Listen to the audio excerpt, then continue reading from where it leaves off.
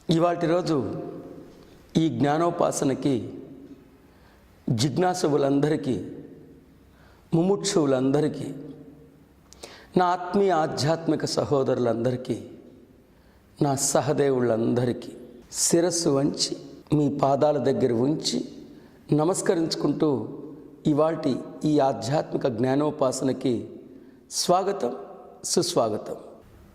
అద్భుతమైన సనాతన సాంప్రదాయ సుగంధాలు కనీసం ఇప్పటికైనా ఆగ్రానిద్దాం. అంతటి మహిమాన్వితమైన సనాతన సాంప్రదాయం కొంతమంది స్వార్థపరుల అజ్ఞాన ప్రబోధల వలన నిజంగా తన మాహాత్యాన్ని కోల్పోయింది.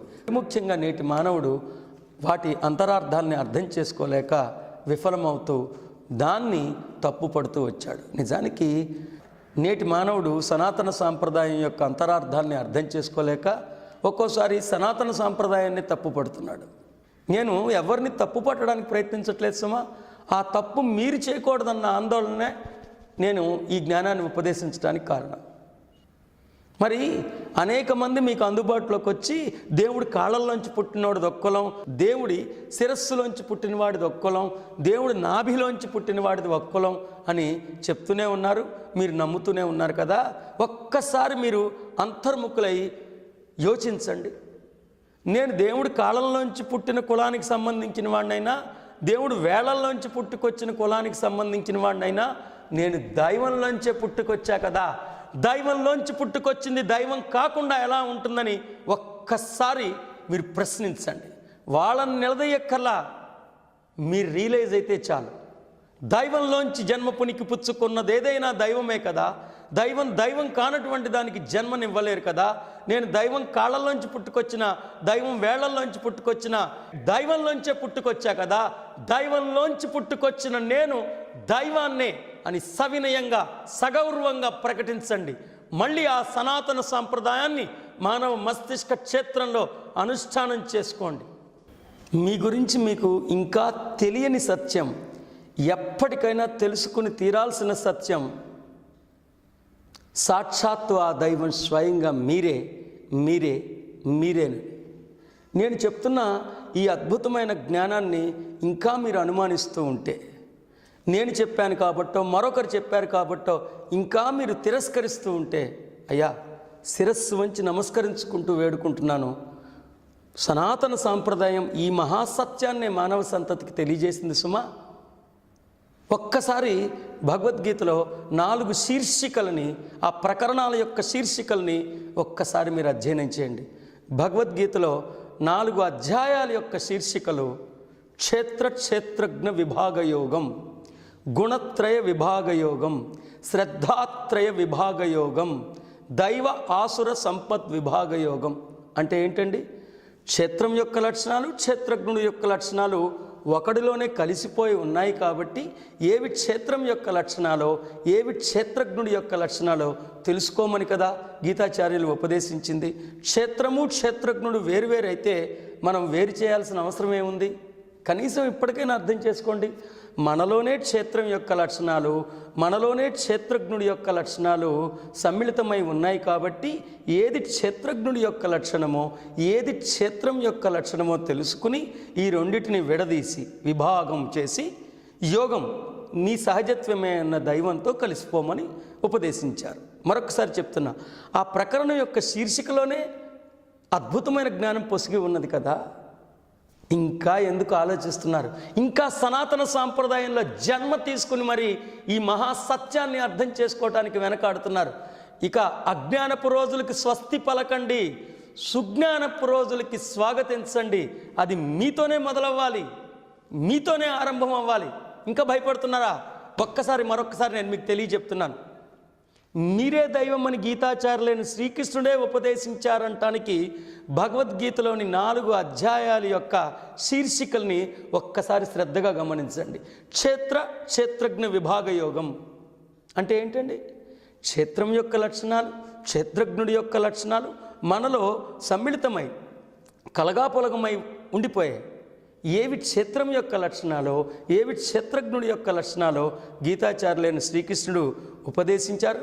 దాని ద్వారా క్షేత్రం యొక్క లక్షణాలని, క్షేత్రజ్ఞుడి యొక్క లక్షణాలని విడదీసుకుంటే మనం దైవంతో సంగమం అవుతాం.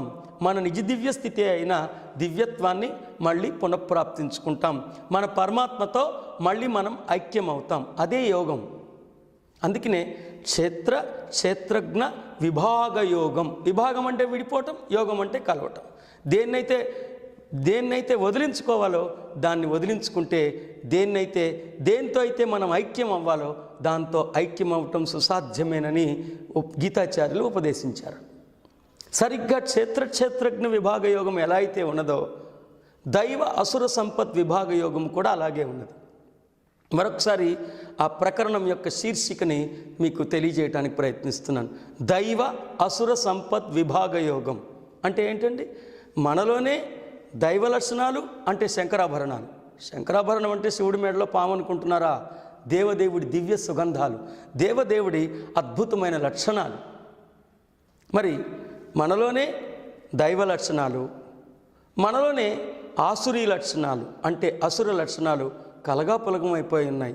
ఏవి దైవ లక్షణాలో ఏవి అసుర లక్షణాలో తెలుసుకున్నంత మాత్రాన అసుర లక్షణాల నుండి వేరుపడిపోతాం, దివ్యత్వంతో మమేకమవుతాం, దివ్యత్వంతో యోగస్థితిని సంప్రాప్తించుకుంటాం. మనం దైవాలం కాదనుకోండి, మనలో దైవ లక్షణాలు ఎలా ఉంటాయి?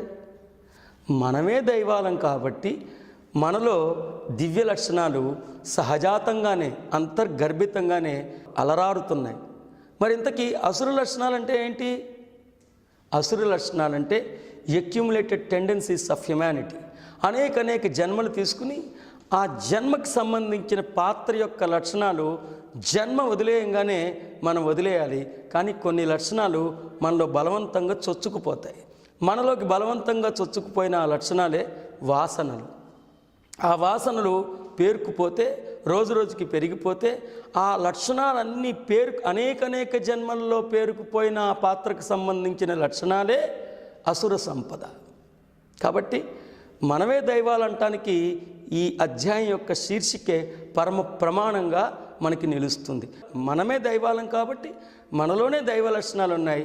మనమే అనేక సార్లు ఈ శరీరాన్ని ధరించి మానవుడనే పాత్రని పోషిస్తున్నప్పుడు పాత్రకి సంబంధించిన వాసనలు మనలో చొచ్చుకుపోయి, ఆ వాసనలన్నీ పేరుకుపోయి అవే అసుర సంపదగా మనలో మిగిలిపోయినాయి. కాబట్టి ఏవి దైవ లక్షణాలు తెలుసుకుని ఏవి అసుర లక్షణాలు తెలుసుకున్నంత మాత్రాన అసుర లక్షణాల నుండి వేరుపడిపోతాం, దివ్యత్వంతో యోగస్థితిని సంప్రాప్తించుకుంటాం. మీరు అనొచ్చు, ఇప్పటికే నేను అన్ని లక్షణాలని వదిలించేసుకుంటున్నానని.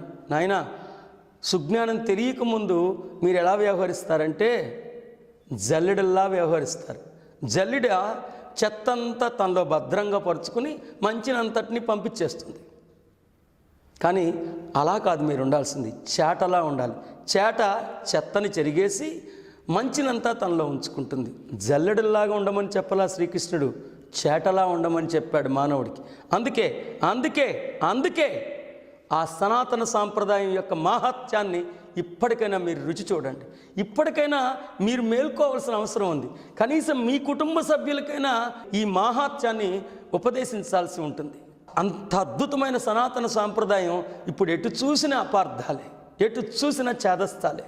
చైతన్యం లేదు, చేదస్తాలు మిగిలిపోయినాయి. చైతన్యవంతమైన ఆ సనాతన సాంప్రదాయం నేటి దుస్థితి గమనిస్తే చాలా హృదయ విదారకంగా ఉంది.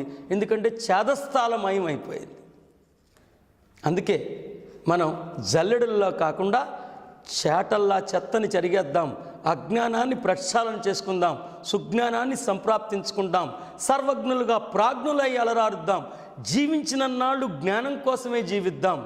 ఈ జన్మలో ఆధ్యాత్మికతకే అగ్రతాంబూలం అన్న నినాదంతో, విధి విధానంతో జీవిద్దాం. మరొక్కసారి మీ అందరికీ నేను తెలియచెప్తున్నాను, జ్ఞానాలన్నిటిలోకి ఆత్మజ్ఞానమే మకుటాయమానం, విద్యలన్నిటిలోకి ఆత్మవిద్యే రాజవిద్య. ఇవాటికి స్వస్తి.